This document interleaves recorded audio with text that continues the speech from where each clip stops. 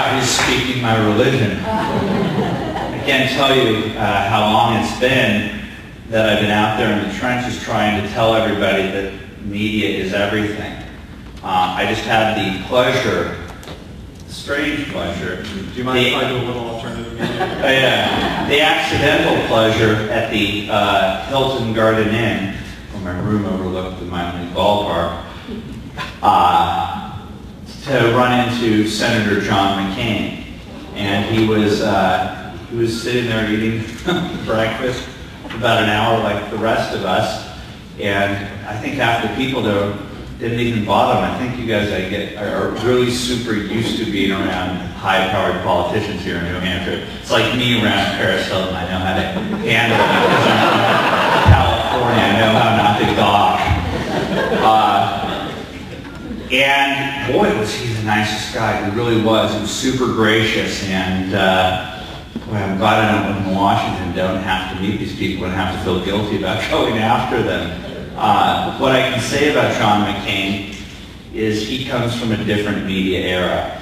I think one of the reasons why he lost, and one of the reasons why he was our party's nominee, and a failed one at that, was because he thought that he could get along with the mainstream media.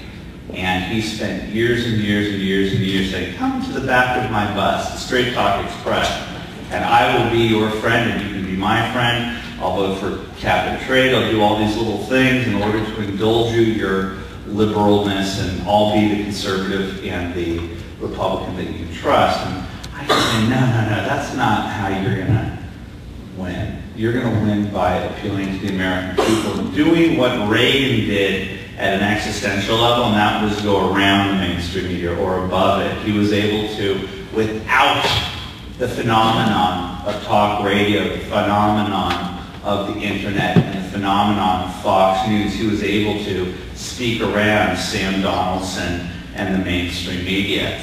And so trying to appease the media is a losing equation. And I understand why somebody like Senator McCain would make that mistake in 2008.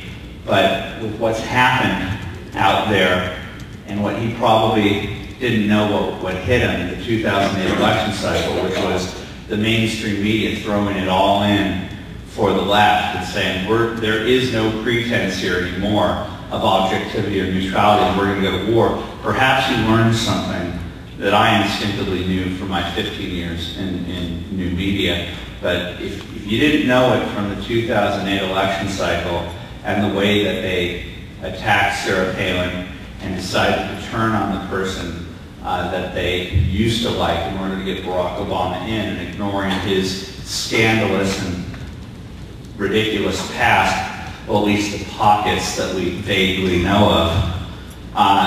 If you didn't know that the media was the problem in 2008, in 2009 you were introduced to James O'Keefe's Acorn story. And when he came to me, I said, and James has talked about this a lot, you know, this is not particularly good news for Acorn. I said, no, but this is gonna rock the media, and we're gonna aim this at the media, because we can predict how they're going to behave. We know that they're on the other side. We know that they're going to look at this hideous evidence and they're going to try and explain it away.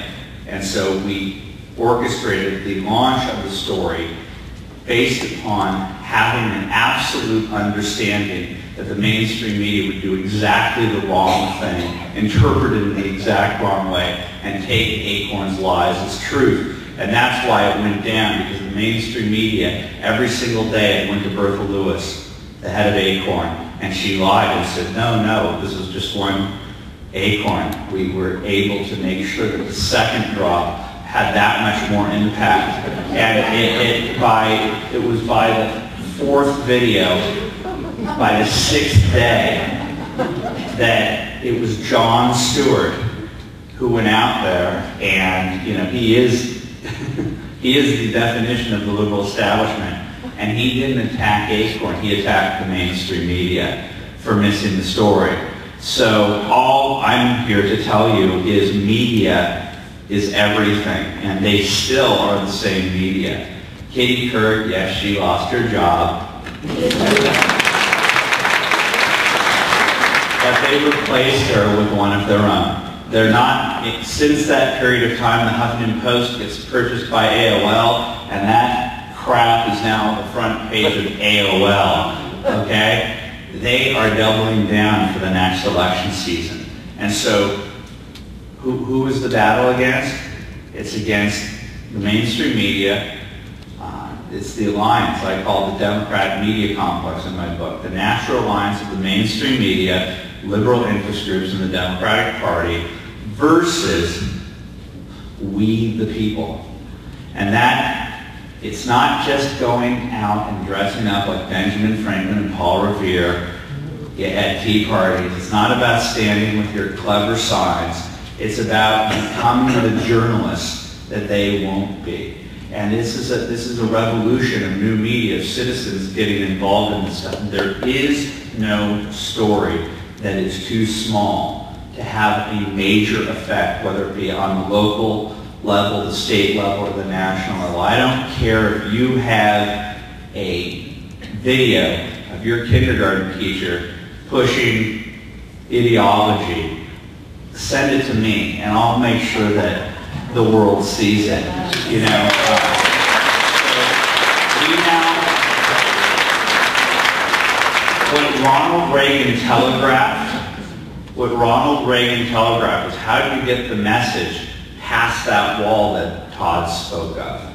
I go, well, Ronald Reagan was the prototype, and he spoke over it. It was funny sometimes he was tough, aimed it straight at Sam Donaldson, made Sam Donaldson the issue, and people are like, wow, he was able to convey the message, to treat the press with a gracious level of hostility, and he was able to get the message out. And so what we've basically done is taken that template and turned it into software and human power, and that's what we're doing. We're doing an end run around the media. And so I think when you look at what has happened since the debacle of 2008, is that you have three things that have happened in the last 3 years. 2009, right after Acorn, and I really do believe that the Scott Brown election would not have happened the way that it happened had not Acorn occurred.